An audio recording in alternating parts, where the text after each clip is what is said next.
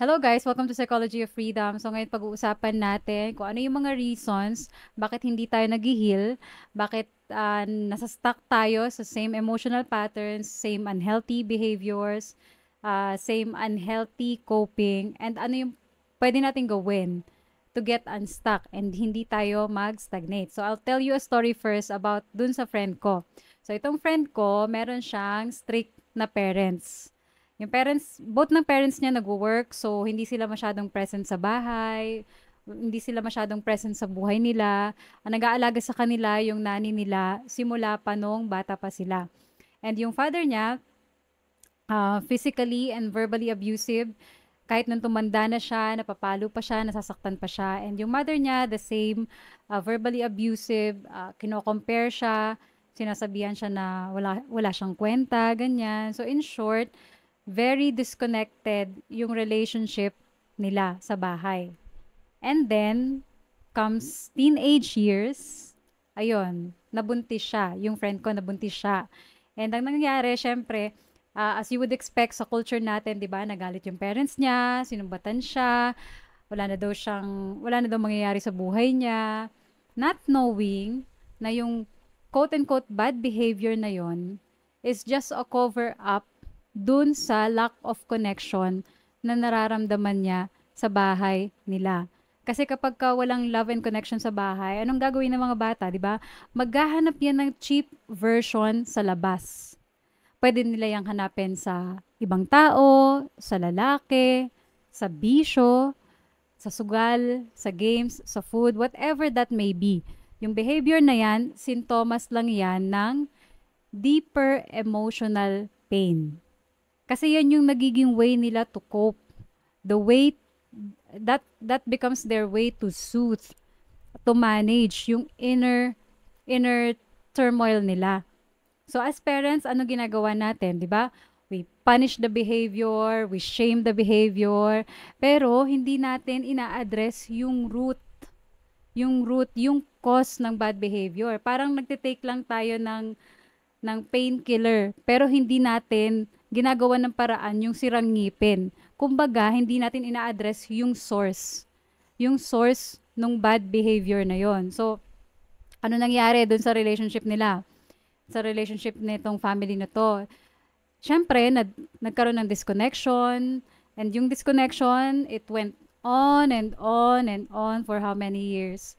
So, ano yung reason bakit hindi sila naka-move forward? Bakit na-stuck sila sa same fights, sa same emotional experience, same drama? One of the reasons is hindi nila alam na may trauma sila. Both yung friend ko at yung parents niya, hindi nila alam na meron silang trauma. That's how disconnected they are from themselves. Hindi nila alam na may trauma sila. Yan yung first sign natin na disconnected ang tao sa sarili niya. Hindi niya kilala yung sarili niya. Hindi niya alam na may trauma siya at kung paano siya naaapektuhan nung trauma na yon later in life. Kaya nga 'di ba lagi ko sinasabi, ideally, bago tayo mag-anak, dapat kahit papano nakapag-start na tayo mag-heal, kahit papano na-discover na natin yung mga childhood wounds natin, nakapag-start na tayo connect sa sarili natin, sa past experiences natin. Kasi pag hindi, unconsciously, i-repeat natin yung cycle ng trauma sa mga anak natin and sa next generation and so forth. Maybe different version pero the same emotional baggage, the same emotional experience. And hindi tayo makaka-connect sa pain ng ibang tao unless makakonect tayo sa sarili nating pain.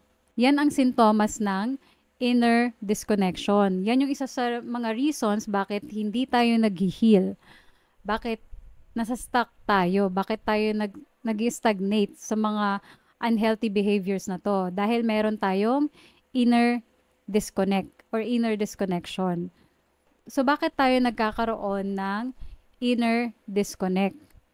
Number one, kasi in denial tayo. Denial. 'Di ba? Hindi natin ina-acknowledge. Ay, hindi naman abuse yung nangyari sa akin. Normal lang yun. Normal lang naman na paluin ka, sigawan ka, or murahin ka. Ganun talaga eh. 'di ba? So, o kaya naman normal lang na i-compare normal lang naman na i-compare ako, gano'n talaga or masabihan ako na wala na akong mararating. Denial. Sinasabi natin sa sarili natin na hindi yon emotional or physical abuse to make ourselves feel okay. Otherwise, we won't feel okay. Defense mechanism natin yan eh, di ba? That's our way to protect ourselves from the pain. So, isa yan sa mga reasons kung bakit nagkakaroon tayo ng inner disconnection, ba't hindi tayo nakaka-connect sa sarili natin, sa pain ng inner child natin. By the way, naalala ko pala, actually, isisingit ko lang, may napanood akong video about healing the inner child. Sabi dun sa video, para daw ma-heal yung inner child niya, bibili siya ng mga laruan na hindi niya nabili nung bata pa siya. And nakikita ko dun sa video na yon, parang nagiging marketing strategy na parang, oh, i-heal mo yung inner child mo, buy all the toys that you want. We don't understand na we don't experience trauma just because hindi tayo nagkaroon ng laruan or di tayo nabilhan ng laruan. Yes, painful siya. It can be painful, but it's not necessarily traumatic. What really hurts us as children is yung emotional state ng parents natin. Yun yung nai-internalize ng psyche natin. Yun yung naa-absorb natin. So, our pain is usually deeper than that. Deeper than, hindi pagkakaroon ng ganitong stuff nung bata pa tayo.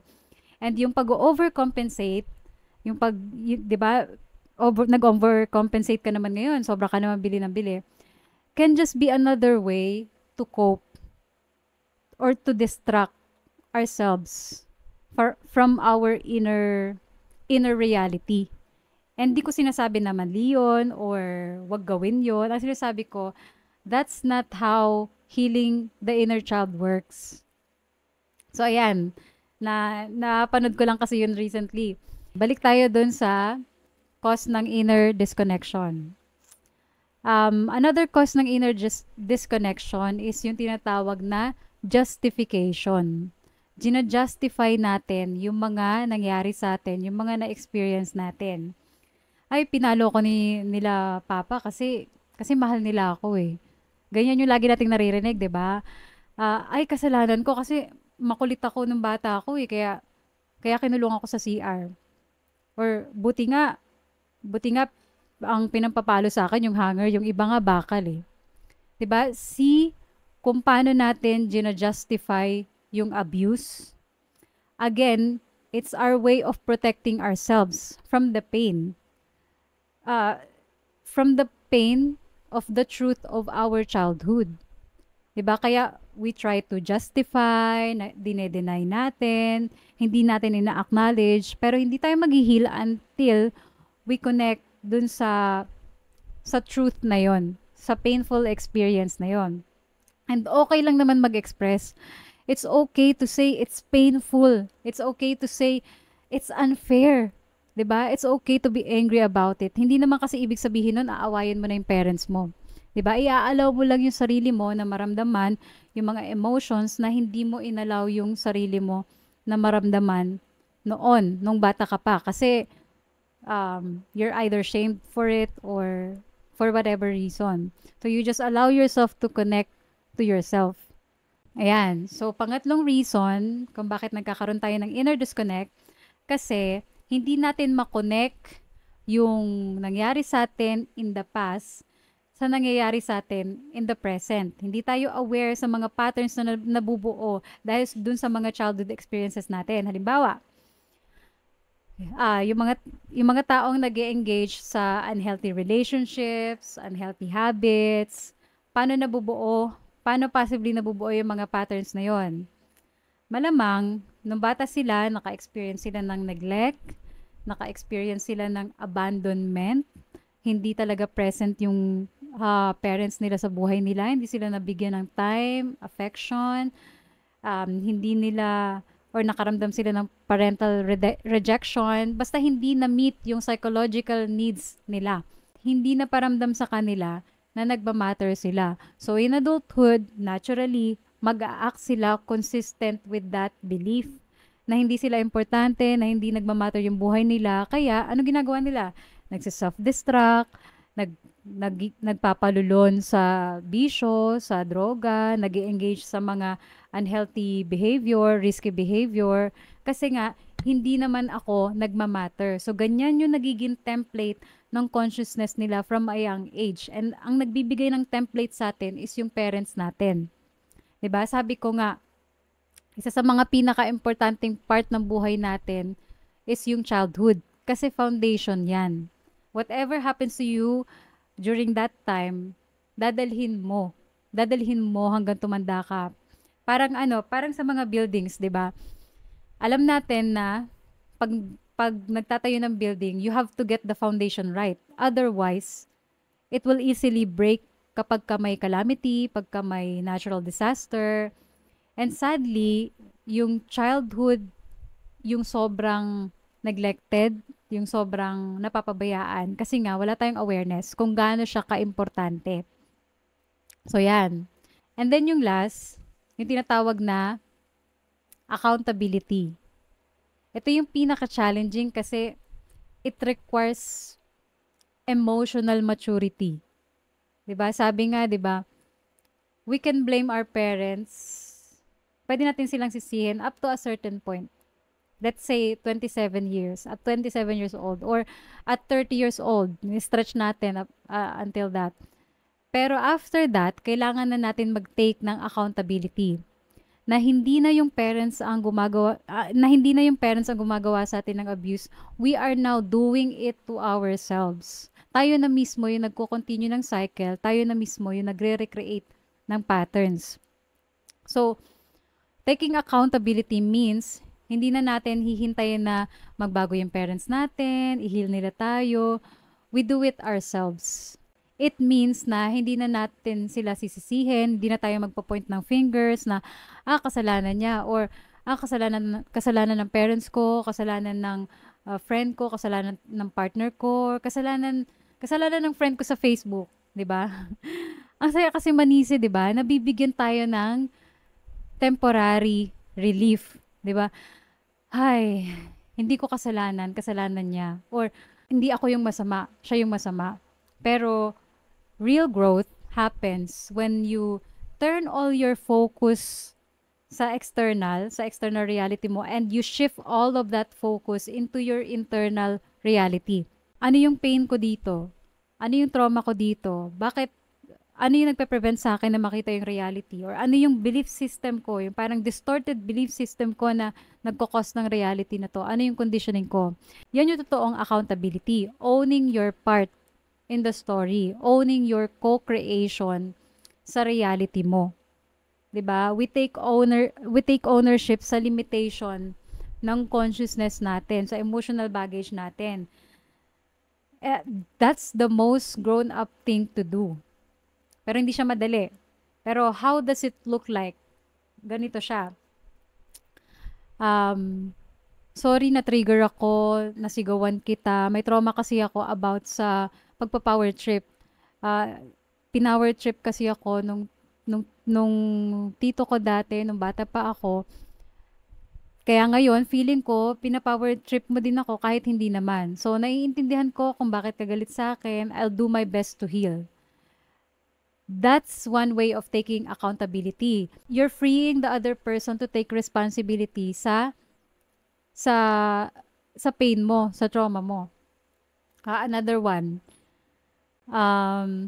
Sorry, hindi ako nakapag-hold ng space sa nararamdaman mo. Ganun din kasi yung upbringing ko.